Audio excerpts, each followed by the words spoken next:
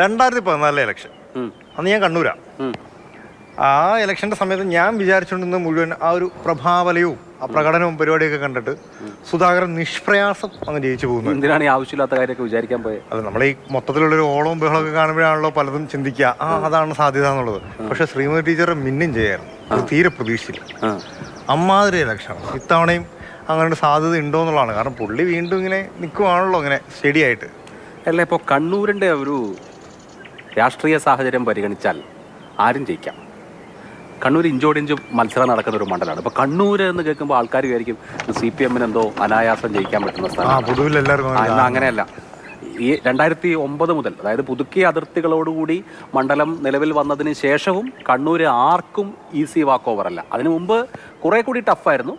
പക്ഷേ 2009 ശേഷം നമുക്കറിയാം, 2009 കോൺഗ്രസ് ജയിച്ചു, 2014 LDF ജയിച്ചു, 2019 വീണ്ടും UDF ജയിച്ചു. അപ്പോൾ 2014 ഇവിടെ ലാലു പറഞ്ഞതുപോലെ നല്ലൊരു രാഷ്ട്രീയ പോരാട്ടം നടന്നു. അന്ന് കെ സുധാകരൻ ശ്രീമതി ടീച്ചറിനോട് പരാജയപ്പെട്ടു. നേരെ തിരിച്ച് 2019 വന്നപ്പോഴോ നേരെ മറിച്ച് സംഭവിച്ചു. അപ്പോൾ ഇനിയിപ്പോൾ 2024 എന്ത് വരും എന്നുള്ളത് നമ്മൾ കാത്തിരുന്ന് കാണണം. അല്ല, ഈ കണ്ണൂർ നഗരപ്രദേശം എന്നൊക്കെ പറയുന്നത് UDFന്റെ ഒരു കോർ ഏരിയ തന്നെയാണ്.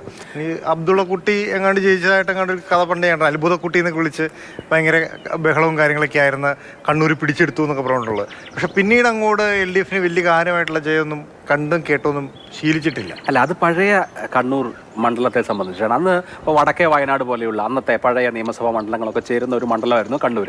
അന്ന് ഇപ്പോൾ ഞാൻ കണ്ണൂരുകാരനാണ്.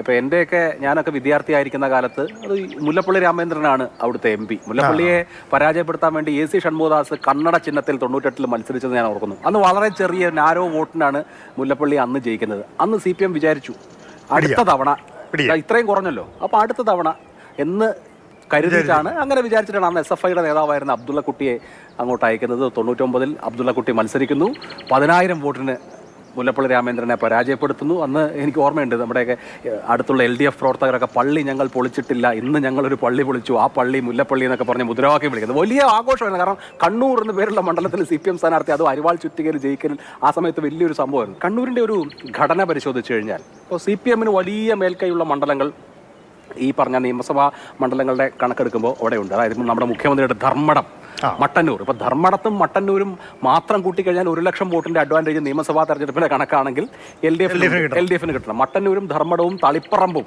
ഈ 3 മണ്ഡലങ്ങൾ LDFന് വലിയ സ്വാധീനമുള്ള മണ്ഡലങ്ങളാണ്. അതേസമയം തന്നെ കണ്ണൂർ നഗരം, കണ്ണൂർ ഇത്തവണ LDFനാണ്, ഇത്തവണയും കഴിഞ്ഞ തവണയും LDFനാണ്. കണ്ണൂരും അഴീക്കോടും നല്ല നെക്ക് ആൻഡ് നെക്ക് ഫൈറ്റ് നടക്കുന്ന മണ്ഡലങ്ങളാണ് കണ്ണൂരും അഴീക്കോടും. അതേസമയം UDFന് മേൽക്കൈയുള്ള ഇരിക്കൂർ പോലെയുള്ള മണ്ഡലങ്ങളുണ്ട്. ഇരിക്കൂറും അതുപോലെ തന്നെ പേരാവൂരും UDFനെ സംബന്ധിച്ച് നല്ല മേൽക്കൈയുള്ള മണ്ഡലങ്ങളാണ്. അപ്പോൾ ഇങ്ങനെ നോക്കിക്കഴിഞ്ഞാൽ ഈ മണ്ഡലത്തിൻ്റെ മൊത്തം കോമ്പോസിഷൻ നോക്കിക്കഴിഞ്ഞു കഴിഞ്ഞാൽ LDFും UDFും ബലാബലം എന്നൊക്കെ നമുക്ക് പറയാൻ കഴിയും. എന്നാലും നിയമസഭയുടെ കണക്കിൻ്റെ ടേംസിൽ പറയുകയാണെങ്കിൽ കുറച്ചൊരു അഡ്വാൻറ്റേജ് LDFനാണ്. പക്ഷേ ഈ കാര്യങ്ങൾ നോക്കുമ്പോഴേ നല്ല ശക്തന്മാരാണ് മത്സരിക്കുന്നത്. ഒന്ന് ജില്ലാ സെക്രട്ടറി ആയുടെ ചാർജ് നിലവിലുള്ള ജയരാജൻ മത്സരിക്കുന്നു, ഓപ്പോസിറ്റ് സുധാകരൻ മത്സരിക്കുന്നു. ഇപ്പോൾ അവസാനം വന്ന വാർത്ത എന്ന് പറയുന്നത് അവിടെ മുനിസിപ്പാലിറ്റിയിൽ BJP അക്കൗണ്ട് തുറന്നു എന്നുള്ളതാണ്. അപ്പോൾ BJPയും അവിടെ ഏകദേശം സ്വാധീനമൊക്കെ അറിയിക്കാറുണ്ട്. അവരുടെ ഒരു ശക്തി പ്രകടിപ്പിക്കാനും കിട്ടുന്ന ഒരു അവസരം കൂടിയാണ്. അപ്പോൾ ഒരു കോർ മത്സരത്തിനുള്ള സാധ്യത വീണ്ടും തെളിഞ്ഞു വരികയല്ലേ അബ്ദുള്ളക്കുട്ടി. LDFും UDFും തമ്മിലുള്ള മത്സരമാണ് നടക്കുക. ഈ BJP അവിടെ 1,00,000 വോട്ട് പോലും സമാഹരിക്കാൻ ഇതുവരെ കഴിയാത്ത പാർട്ടിയാണ്. CK പത്മനാഭൻ അടക്കം മത്സരിച്ചിട്ടും BJP അവിടെ ഒരു ഫാക്ടറല്ല. കണ്ണൂരിൽ BJP ഒരു ഫാക്ടറല്ല. LDFും UDFും അതിൽ തന്നെ ഇപ്പോൾ കോൺഗ്രസിന്റെ സ്ഥാനാർത്ഥി ആരെന്നാണ് നമ്മൾ കൗതുകത്തോടെ കാത്തിരിക്കേണ്ടത്. കാരണം കെ സുധാകരൻ KPCC പ്രസിഡന്റാണ്. ഞാൻ മത്സരിക്കാൻ സന്നദ്ധനാണ് എന്ന് അദ്ദേഹം അറിയിച്ചിട്ടുണ്ട്. പക്ഷേ KPCC പ്രസിഡന്റിന് സംസ്ഥാനം മുഴുവൻ സഞ്ചരിക്കേണ്ടതുണ്ട്. അദ്ദേഹത്തെ മാറ്റിയാൽ, അല്ലെങ്കിൽ കെ സുധാകരന് പകരം ഒരു സ്ഥാനാർത്ഥി വന്നാൽ അത് ആര് എന്നുള്ളത് വളരെ പ്രധാനമാണ്. സുധാകരൻ അദ്ദേഹത്തിന്റെ അടുത്ത അനുയായിയായ ജയന്തിനെയും മറ്റുമൊക്കെയാണ് നിർദ്ദേശിക്കുന്നത്. എന്തായാലും ഈ ഇലക്ഷൻ കണ്ണൂരിനെ സംബന്ധിച്ചിടത്തോളം വലിയ ഒരു ഓളം സൃഷ്ടിക്കുന്നു തോന്നുന്നു. കാരണം വെച്ചാൽ ഒരു സൈഡിൽ ജില്ലാ സെക്രട്ടറി മത്സരിക്കുന്നു, ഒരിടത്ത് സംസ്ഥാന പ്രസിഡന്റ് മത്സരിക്കാൻ പോകുന്നു. അപ്പോൾ മത്സരിക്കുകയാണെങ്കിൽ, അപ്പോൾ അങ്ങനെയാണെങ്കിൽ തന്നെ സ്വാഭാവികമായിട്ടും കേരളം ഉറ്റുനോക്കുന്ന മത്സരങ്ങളിൽ ഒന്ന് എന്ന് പറയുന്നത് അവിടെ തന്നെയായിരിക്കും.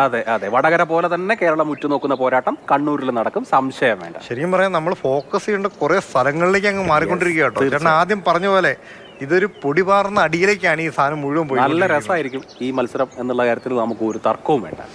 ശ്വാസം അടക്കി പിടിച്ച് കാണും.